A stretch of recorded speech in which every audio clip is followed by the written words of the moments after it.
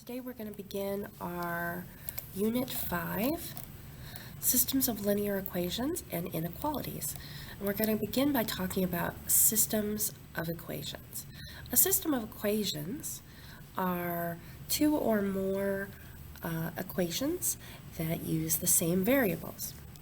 And the solution to a system of equations is a point or points at which both an x and a y, that pair or an ordered pair, works for both lines.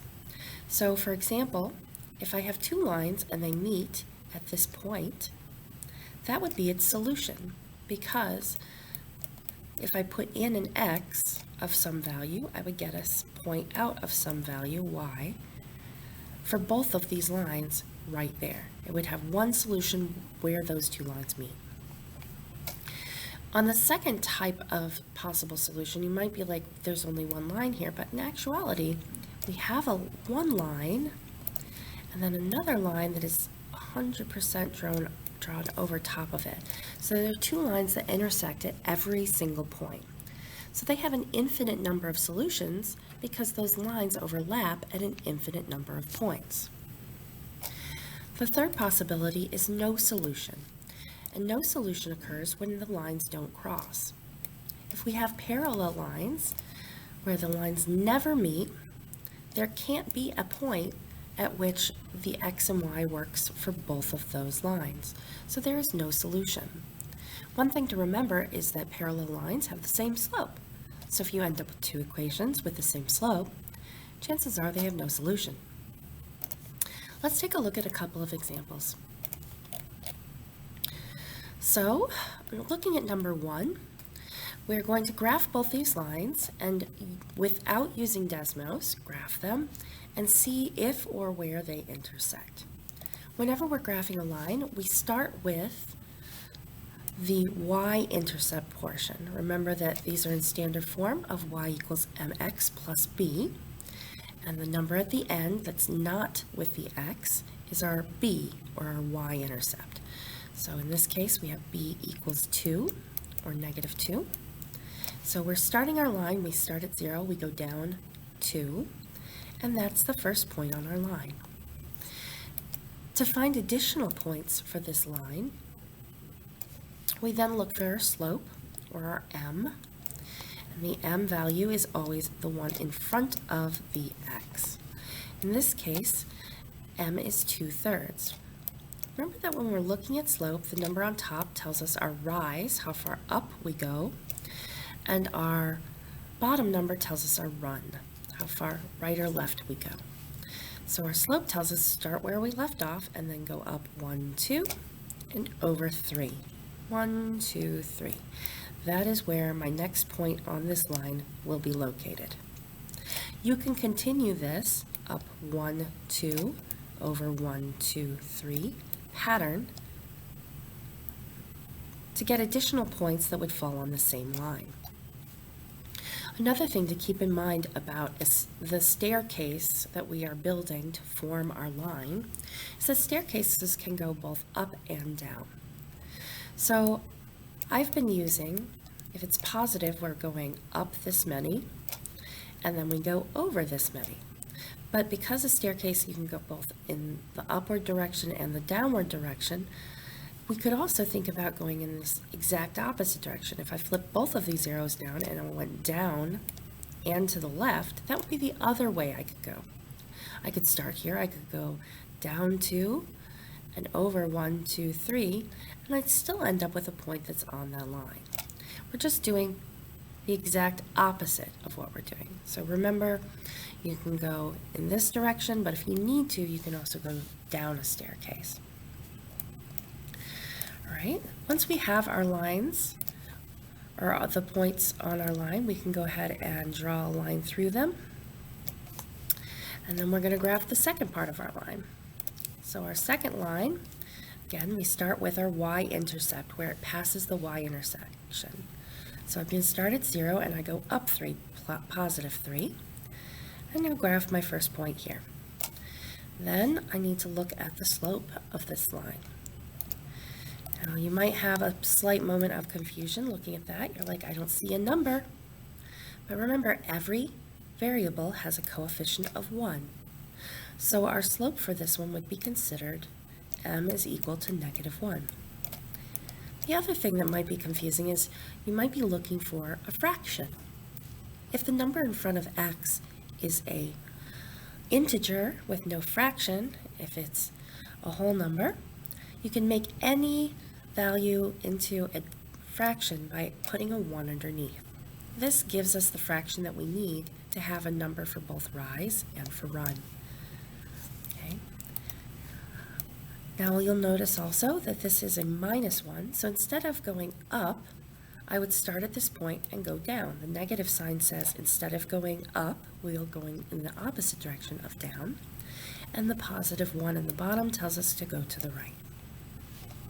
So I'm going to start at my blue point for this y-intercept, and then I'm going to go down 1 and over 1, and that'll give me a point. Down 1 over 1, I have another point. Down 1 over 1, and so on. Remember, I could also go the other direction, the opposite direction of these staircases, to get points in the other way. Once I have a sufficient number of points, I am going to connect them to form a line, making sure to draw as straight a line as possible, which can be a little fussy. And then you should be able to see where our 2-point lines intersect. They intersect at this point here. That's where they cross, so there's one solution. And that solution would be the ordered pair, or the address of that point, over 1, 2, 3, and up 0. So our solution here is 3, 0. Let's take you through a couple more and make sure that you understand this fully. Okay? I'm going to go a little bit faster, but you can always pause or go back if you have a question. So we have 2 points, or 2 lines. I'm going to start with our top line, and I find my y-intercept. That tells me where to go on the y-axis. Start at 0, go to +1 or up 1 on y. That's my first point. Then I use the slope, the value in front of x, and I use that to tell me how to get to my next point.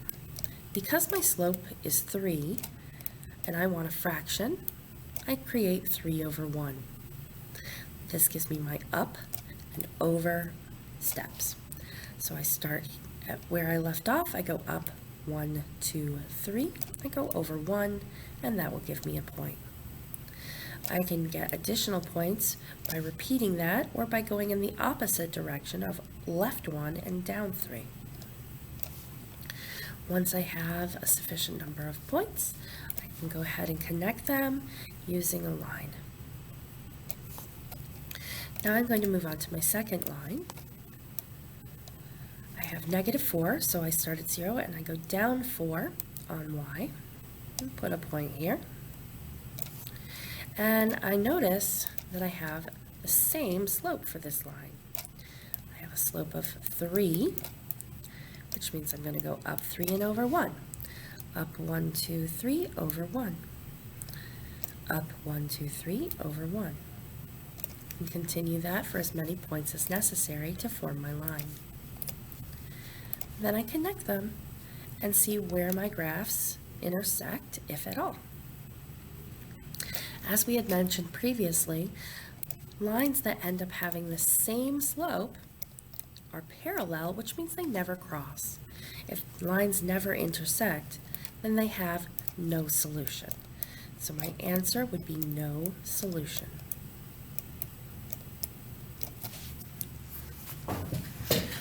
Let's take a look at one more, and this one's a little bit different, so be careful to write this down and follow along. So for the next one, we've been graphing our lines first. When I look at this, though, I notice that it's not in the correct slope-intercept form. Slope-intercept form is, of course, y equals mx plus b, y equals mx plus b. And it's only in this form where the number in front of x is our slope and the b is our y-intercept.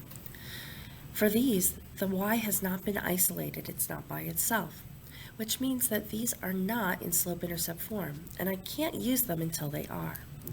So I need to change each of these into slope-intercept form. Let's start with the top one. Our goal for this is going to be to get the variable of y by itself and move everything else to the other side.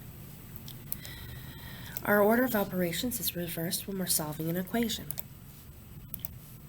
So I need to get rid of any addition or subtraction before multiplication or division.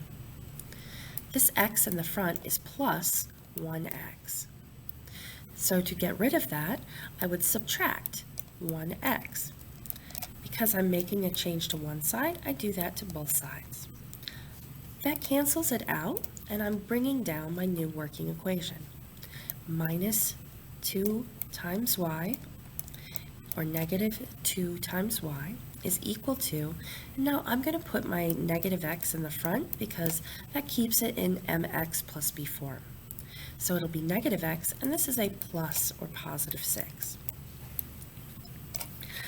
The second step is going to be to isolate the variable by getting rid of the coefficient.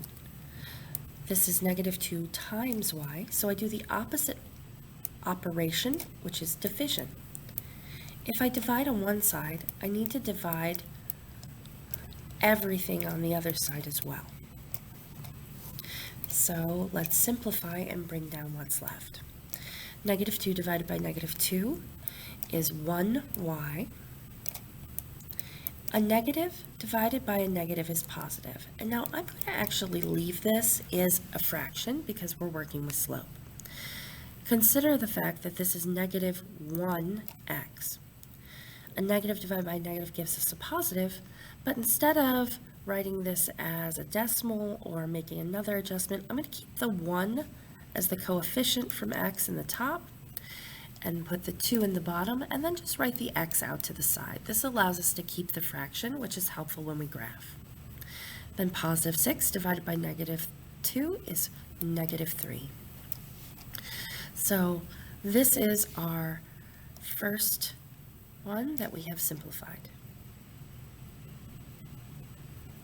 The second one I'm going to solve over here because we need the space.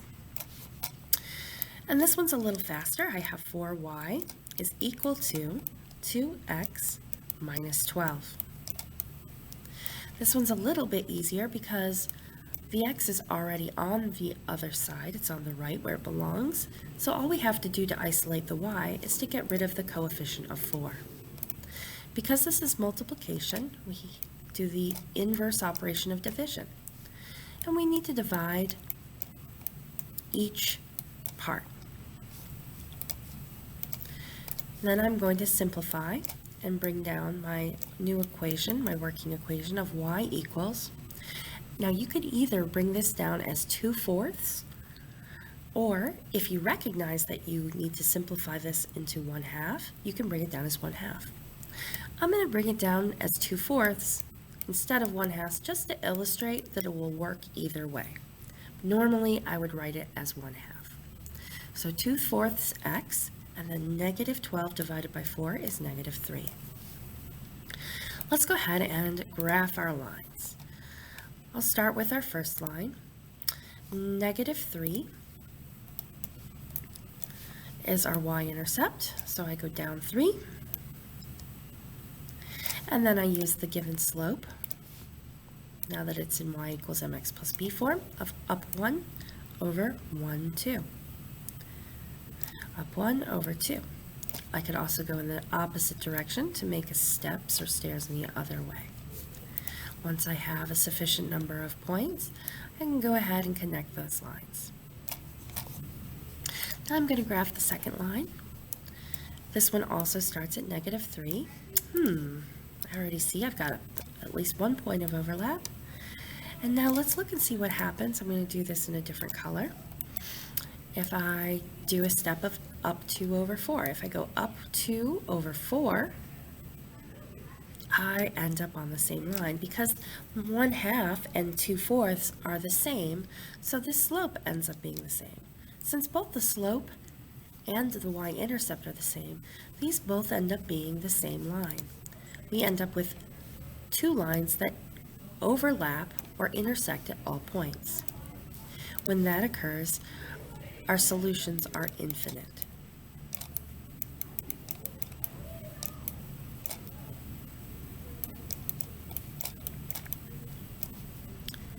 So to briefly summarize, your first step is to make sure that the equations are both given in y equals mx plus b form. If they're not, you need to solve the equation so that the y is by itself or isolated on the left, and your x and constant are on the right. Once both are in y equals mx plus b form, slope-intercept form, graph both of your lines. If both lines cross at one point, there is one solution. If the lines overlap, there is an infinite number of solutions. And if the lines do not interlap and they are parallel, if they will never intersect, there are no solutions. At this point, I'd recommend that you go ahead and try the remaining problems for practice and follow up as necessary. Thank you.